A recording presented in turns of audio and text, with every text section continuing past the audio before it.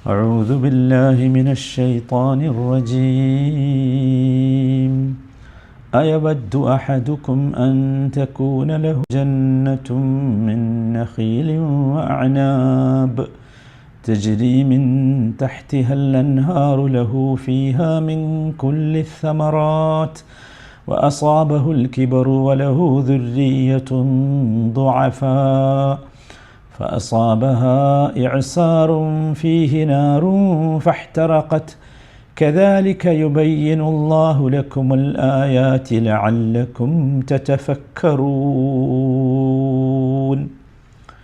266 വചനം. ഇതിൻ്റെ ആശയം നമ്മൾ ഏകദേശം മനസ്സിലാക്കി കഴിഞ്ഞല്ലോ. അയവദ്ദു അഹദുക്കും അൻ തകൂന ലഹു ജന്ന. അയവദ്ദു അഹദുക്കും, നിങ്ങൾക്കാർക്കെങ്കിലും ഇഷ്ടമാകുമോ, അൻ തകൂന ലഹു ജന്നത്തും മിൻ നഖീലിൻ വ അനാബ്, നിങ്ങൾക്ക് ഈന്തപ്പനകളും മുന്തിരിവള്ളികളുമൊക്കെ ഉള്ള ഒരു തോട്ടം ഉണ്ടെന്ന് വെക്കുക. തജ്രി മിൻ തഹ്തിഹൽ അൻഹാർ, അതിന് താഴ്ഭാഗത്തു കൂടി അരുവികൾ ഒഴുകിക്കൊണ്ടിരിക്കുന്നുണ്ട് ആ തോട്ടത്തിലൂടെ. ലഹു ഫീഹ മിൻ കുല്ലി സമറാത്ത്, എല്ലാത്തരം കായ്കനികളും അദ്ദേഹത്തിന്, ആ കർഷകന് അതിലുണ്ട്. വ അസാബഹുൽ കിബർ, അങ്ങനെയിരിക്കെ അദ്ദേഹത്തിന് വാർദ്ധക്യം വന്നു. വലഹു ദുരിയ്യത്തുൻ ദുഅഫാ, അദ്ദേഹത്തിന് ദുർബലരായ കുറേ സന്താനങ്ങളുമുണ്ട്. അങ്ങനെ ഇരിക്കുമ്പോൾ ഫ അസാബഹ ഇഅ്സാറുൻ ഫീഹി നാർ, ആ തോട്ടത്തെ ഒരു കൊടുങ്കാറ്റ് ബാധിച്ചു, ഒരു ചുഴലിക്കാറ്റ് ബാധിച്ചു. അതിൽ തീയുണ്ടായിരുന്നു, തീയുള്ള കാറ്റാ. ഫഹ്തറഖത്ത്, അങ്ങനെ ആ തോട്ടം കത്തി നശിച്ചു. കദാലിക യുബയ്യിനുല്ലാഹു ലക്കുമുൽ ആയാത്ത് ലഅല്ലക്കും തതഫക്കറൂൻ, അല്ലാഹു നിങ്ങൾ ചിന്തിക്കുന്നതിന് വേണ്ടി ഇപ്രകാരം അവൻ്റെ വചനങ്ങളെ വിവരിച്ച് തരുന്നു. ഇതിൻ്റെ ആശയം നമ്മൾ മനസ്സിലാക്കി. അള്ളാഹു ഇവിടെ പറഞ്ഞ ഉദാഹരണം ആരെക്കുറിച്ചാണ് എന്നും ഒറ്റവാക്കിൽ നാം പറഞ്ഞു. അതിനു മുമ്പ് 2 ഉദാഹരണങ്ങൾ പറഞ്ഞിട്ടുണ്ട്. ഒന്ന് ഇഖ്ലാസോടുകൂടി ചെയ്യുന്നവരെക്കുറിച്ചാണ്. രണ്ടാമത്തേത് റിയാഓടുകൂടി മറ്റുള്ളവർ കാണാൻ വേണ്ടി ചെയ്യുന്നവരെക്കുറിച്ചാണ്. മൂന്നാമത്തേത് ഇപ്പോൾ പറഞ്ഞ ഉദാഹരണം അതാരെക്കുറിച്ചാണ് എന്ന് നമ്മൾ പറഞ്ഞു. അത് പ്രവർത്തിക്കുമ്പോൾ അവന് സിദ്ഖില്ല, സത്യസന്ധതയില്ല. പ്രവർത്തിക്കുമ്പോൾ സത്യസന്ധത ഇല്ലാതായാൽ, സത്യസന്ധത ഇല്ലെങ്കിൽ, സിദ്ഖില്ലെങ്കിൽ വരുന്നൊരു ആപത്ത് എന്താണെന്ന് ചോദിച്ചാൽ അതിൽ പിടിച്ചു നിൽക്കാൻ കഴിയില്ല. അതാണ് മൂന്നാമത്തെ ഉദാഹരണം. നമ്മളതിൻ്റെ ഉള്ളിലേക്ക് പ്രവേശിച്ചാൽ നമുക്കൊന്നുകൂടി അത് മനസ്സിലാവും. ഈ മനുഷ്യനെക്കുറിച്ച് പറഞ്ഞത് അയാൾ നല്ല കർഷകനാണ്, നല്ല തോട്ടമാണ്, ആവശ്യമുള്ള എല്ലാമുണ്ട്.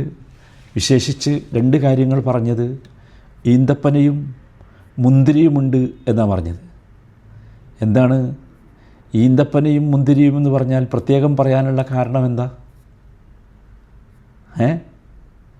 ഈന്തപ്പനയെക്കുറിച്ചും മുന്തിരിയെക്കുറിച്ചും പ്രത്യേകം പറയാനുള്ള കാരണം അത് ഈ 2 മരങ്ങൾ അല്ലെങ്കിൽ 2 പഴങ്ങൾ പ്രത്യേകമായി പറഞ്ഞത് എന്തുകൊണ്ടെന്ന് ചോദിച്ചാൽ അതാണ് സത്യത്തിൽ പഴങ്ങളുടെ കൂട്ടത്തിൽ ഏറ്റവും പ്രധാനപ്പെട്ട പഴം. അതെ, തോട്ടങ്ങളിൽ ഉണ്ടാകേണ്ട വൃക്ഷങ്ങളുടെ കൂട്ടത്തിൽ ഏറ്റവും നല്ല വൃക്ഷം അതാണ്. കാരണം നമുക്കറിയാലോ, ഈത്തപ്പഴത്തിനും മുന്തിരിക്കും ഒരുപാട് നന്മകളുണ്ട്, ഒരുപാട് പ്രയോജനങ്ങളുണ്ട്. നമ്മളത് ഇവിടെ ഈ ഖുർആൻ അത് പറയാൻ വേണ്ടി വന്നതല്ല. പക്ഷേ എന്തുകൊണ്ട് ഇവിടെ ആ 2 പഴങ്ങൾ പ്രത്യേകം പറഞ്ഞു എന്നതാണ് ഞാൻ പറയുന്നത്. ഇത് കേവലം പഴമല്ല, ഇത് 2ൻ്റെയും പ്രത്യേകത അത് ഭക്ഷണമാണ്. ഒരാൾക്ക് ഭക്ഷണമായി അത് മതി. അതുകൊണ്ടാണ്, നിങ്ങൾ ചിന്തിച്ചോ എന്നറിയില്ല, സക്കാത്ത് നൽകണം 2നും, തമ്രിനും സബീബിനും. തമ്ര എന്ന് പറഞ്ഞാൽ ഈത്തപ്പഴമാണ്, സബീബ് എന്ന് പറഞ്ഞാൽ മുന്തിരിയാണ്. കാരണം അത് 2ഉം ഭക്ഷണമാണ്, സമ്പൂർണ്ണ ഭക്ഷണം. അത് മാത്രമേ അയാൾക്ക് കഴിക്കാനുള്ളൂ എങ്കിലും അയാൾക്ക് ജീവിക്കാം. അതുകൊണ്ടാണ് അതിന് സക്കാത്ത് നൽകണം എന്ന് പറഞ്ഞത്. അങ്ങനത്തെ കാര്യങ്ങൾക്കാണ് സക്കാത്ത് ഉണ്ടാവുക.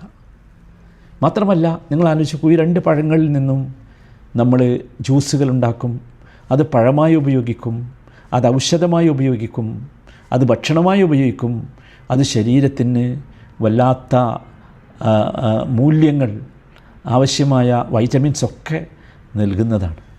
അതുകൊണ്ടാണ് ആ പഴത്തെക്കുറിച്ച് പ്രത്യേകം പറഞ്ഞത് എന്നർത്ഥം. അത് പറയാനാണ് ഞാൻ ആ വിഷയം പറഞ്ഞത്. അതാണ് എന്തുകൊണ്ട് ഇങ്ങനെ പറഞ്ഞു എന്ന് നമ്മൾ ശ്രദ്ധിക്കും.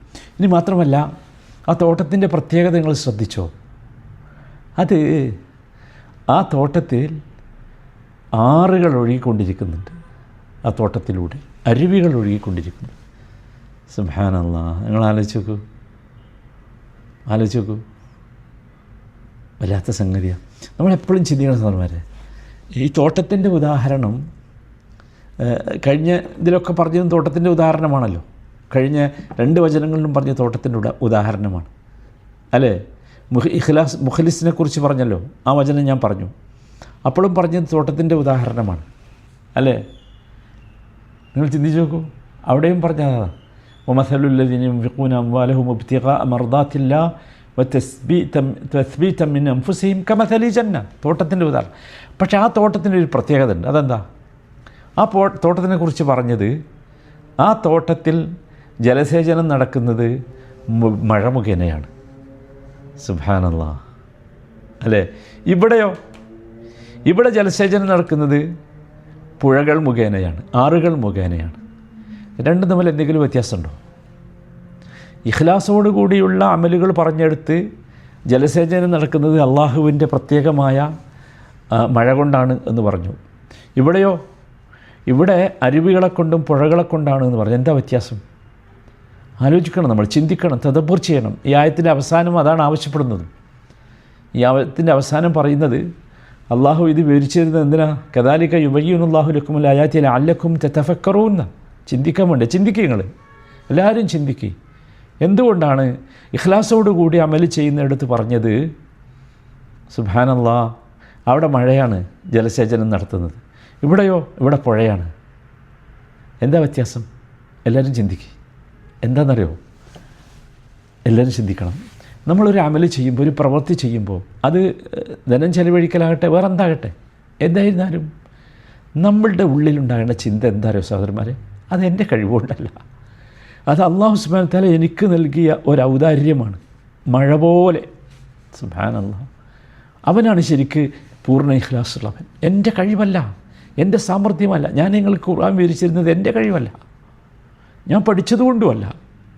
അല്ല, ഇത് അള്ളാഹു തന്ന ഒരു മിന്നത്താണ്, ഒരു ഔദാര്യമാണ്. അവിടെയാണ് നാം ഉണ്ടാക്കേണ്ടത്. നമുക്ക് പറയാൻ സാധിക്കണം, ഹാദാ മിൻ ഫദ്ലി റബ്ബി, ഇതെനിക്ക് എൻ്റെ റബ്ബ് ചെയ്ത പ്രത്യേകമായ ഫദ്ലാണ്, ഈ അമൽ ചെയ്യാൻ സാധിച്ചു എന്നത്. അല്ലേ? നിങ്ങൾ ആലോചിക്കൂ, റമദാൻ വരാൻ പോകുന്നു. നമുക്ക് ഇഅ്തികാഫിരിക്കാൻ അള്ളാഹു തൗഫീഖ് നൽകിയാൽ, സുബ്ഹാനല്ലാഹ്, അള്ളാഹു തൗഫീഖ് നൽകട്ടെ നമുക്കൊക്കെ. നിങ്ങൾ ആലോചിക്കൂ, അത് അള്ളാഹു നൽകുന്ന ഫദ്ലാണ്. കുറച്ചുകൂടി മനസ്സിലാവും. ഈ വർഷം എനിക്ക് ഹറമിൽ ഇഅ്തികാഫിരിക്കാൻ അള്ളാഹു തൗഫീഖ് നൽകിയാൽ നമുക്ക് അപ്പോഴാണല്ലോ ഇതിന് ആ ഫദ്ൽ, അള്ളാഹു എനിക്ക് നൽകുന്ന പ്രത്യേകമായ ഫദ്ൽ. അതുകൊണ്ടാണല്ലോ നമ്മൾ ദുആ ചെയ്യൂലേ, അല്ലാഹുമ്മ അഇന്നി അലാ ദിക്രിക വശുക്രിക, അല്ലേ, വഹുസ്നി ഇബാദതിക്. അള്ളാഹുവെ, നിന്നെ ഓർക്കാനും നിനക്ക് നന്ദി ചെയ്യാനും നല്ല ഇബാദത്തുകൾ ചെയ്യാനും നീ എന്നെ സഹായിക്കണേ. സുബ്ഹാനല്ലാഹ്, അല്ലേ? നോക്കൂ, നമ്മൾ ഓരോ അമലുകൾ ചെയ്യുമ്പോഴും ഹയ്യ അല സലാത്ത് നിങ്ങൾക്ക് നമ്മൾ പറയാം ലാ ഹൗല വലാ ഖുവത ഇല്ലാ ബില്ലാ. കാരണം ആ സലാത്തിന് വരാൻ, ആ വിജയത്തിലേക്ക് വരാൻ എനിക്ക് സ്വയം സാധ്യമല്ല. അള്ളാഹുവേ, അതാണ് അള്ളാഹുവിൻ്റെ മിന്നത്താണ്. ആ മിന്നത്തായ അള്ളാഹുവിൻ്റെ ഔദാര്യമായ മഴ എന്നവിടെ സൂചിപ്പിച്ചത് നമ്മുടെ ഒരു കാര്യം പൂർണ്ണമായി നമുക്ക് ബോധ്യമുണ്ടാകാനാണ്. ഒരു അമലും ചെയ്യാൻ നമുക്ക് സ്വയം സാധ്യമല്ല. അത് അള്ളാഹു സുബ്ഹാനഹു വ തആല വലിയ അനുഗ്രഹമാണ്. ഇവിടെ പറഞ്ഞതോ, ഇവിടെ ജലസേചനം നടക്കുന്നത് പുഴയിലൂടെ. ഞാൻ പറഞ്ഞു ആരെക്കുറിച്ചാണ് ഈ ഉദാഹരണമെന്ന്. അത് നമ്മൾ ശരിക്കും മനസ്സിലാക്കണം. ഇത് അമലുകൾ ചെയ്തു, പക്ഷേ സത്യസന്ധമായല്ല അമലുകൾ ചെയ്തത്. സത്യസന്ധമല്ലാത്തതുകൊണ്ട് എന്താ സംഭവിച്ചത്? അമലുകൾ സത്യസന്ധമല്ലാതെ പോകുമ്പം എന്ത് സംഭവിക്കുമെന്ന് ചോദിച്ചാൽ സഹോദരങ്ങളെ, നശിച്ചു പോകും. നമുക്ക് തസ്ബീത്ത് ഉണ്ടാവില്ല, ഉറച്ചു നിൽക്കാൻ പറ്റില്ല. അതാണ് സംഭവിക്കുക. അല്ലേ? എന്താ അവിടെ സംഭവിച്ചത്? സത്യസന്ധമല്ലാത്തതുകൊണ്ട് ഉറച്ചു നിൽക്കാൻ പറ്റിയില്ല. അപ്പോൾ ഇവൻ എന്തായി, പിന്നോട്ട് പോയി. പിന്നെ അവനെ കാണാനില്ല, പള്ളി കാണാനില്ല, പ്രവർത്തനത്തിൽ കാണാനില്ല, പിന്നെ സ്വതക്ക കാണാനില്ല, ഒന്നും കാണാനില്ല. കാരണം അത് പ്രവർത്തിക്കുമ്പോൾ പ്രവർത്തിക്കുമ്പോൾ അവൻ്റെ ഉള്ളിലുള്ള ചിന്ത അവനുമായാണ് അവൻ അത് ബന്ധപ്പെടുത്തിയിരുന്നത്. എൻ്റെ കഴിവാണ്, എൻ്റെ സാമർഥ്യമാണ്, ഞാൻ കച്ചവടം ചെയ്തതുകൊണ്ടാണ്, അങ്ങനെയല്ലേ എനിക്ക് കിട്ടിയത്, അതുകൊണ്ടല്ലേ എനിക്ക് ചിലവാക്കാനുണ്ടായത് എന്ന് വെച്ചാൽ അവൻ്റെ മനസ്സിനെ അവൻ സ്വയം ചെയ്യുന്ന അമലുമായി ബന്ധപ്പെടുത്തി. നമ്മളിത് ബന്ധപ്പെടുത്തേണ്ടത് അള്ളാഹുവിൻ്റെ ഔദാര്യം എന്ന നിലക്കാണ്. എനിക്ക് പണം തരുന്നത്, എനിക്ക് ജോലി തരുന്നത്, എനിക്ക് ബിസിനസ് തരുന്നത്, എനിക്ക് അമലുകൾ ചെയ്യാനുള്ള ആരോഗ്യം തരുന്നത്, തൗഫീഖ് ഒക്കെ അള്ളാഹുവാണ്.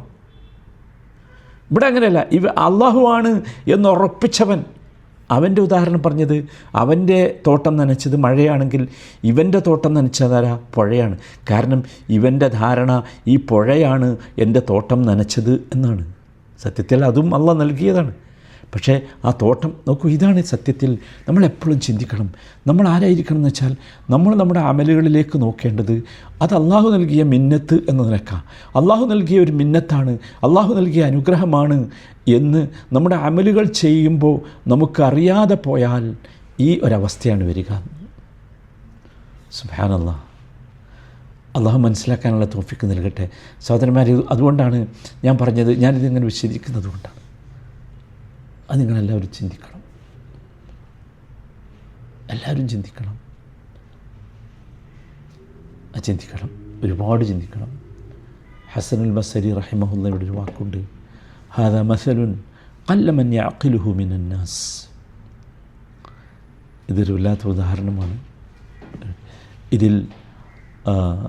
ഇത് ചിന്തിക്കുന്ന ആളുകൾ വളരെ കുറച്ചായിരിക്കും. അതെ അല്ലേ? നിങ്ങൾ ആലോചിച്ചു, ചിന്തിക്കുന്ന ആളുകൾ കുറവായിരിക്കും. നോക്കൂ, ഒരു പ്രായമായ മനുഷ്യൻ, ശരീരമൊക്കെ ദുർബലമായി, ഒരുപാട് സന്താനങ്ങളുണ്ട്, അവരും ദുർബലരാണ്. തോട്ടം ഏറ്റവും കൂടുതൽ അവൻ ആവശ്യമുള്ള സന്ദർഭമാണ് അല്ലേ? അപ്പോഴാണ് നശിക്കണത്. ഇതുപോലെയാണ് സഹോദരന്മാരെ നമ്മുടെ അവസ്ഥ. നമ്മുടെ അമലുകൾ അള്ളാഹുവിൻ്റെ അടുത്തെത്തുമ്പോൾ നമുക്ക് ഏറ്റവും ആവശ്യമുള്ള അമലായിരിക്കും. അപ്പോഴാണ് ചെല്ലുമ്പം സുബ്ഹാനല്ലാഹ് രണ്ട് സംഗതി ഉണ്ടാവും. ഒന്ന്, ആ സമയത്തായിരിക്കും ചെയ്യാൻ നമുക്ക് തൗഫീഖ് ഉണ്ടാവില്ല. ചിലപ്പോൾ നമ്മൾ മരിച്ചു പോകും, അല്ലെങ്കിൽ ചെയ്യാൻ കഴിയില്ല. അതല്ലെങ്കിൽ നമ്മൾ ചെയ്തിട്ടുണ്ടാകും, പക്ഷേ അള്ളാഹുവിൻ്റെ അടുത്തെത്തുമ്പോൾ ഒന്നും ഉണ്ടാവില്ല, ഒക്കെ പോയിണ്ടാവും. എങ്ങനെ പോയി സഹോദരന്മാരെ? എന്തുകൊണ്ടാണ് അള്ളാഹുവിൻ്റെ അടുത്തില്ലാതെ പോയത് സഹോദരന്മാരെ? എന്തുകൊണ്ടാണ്?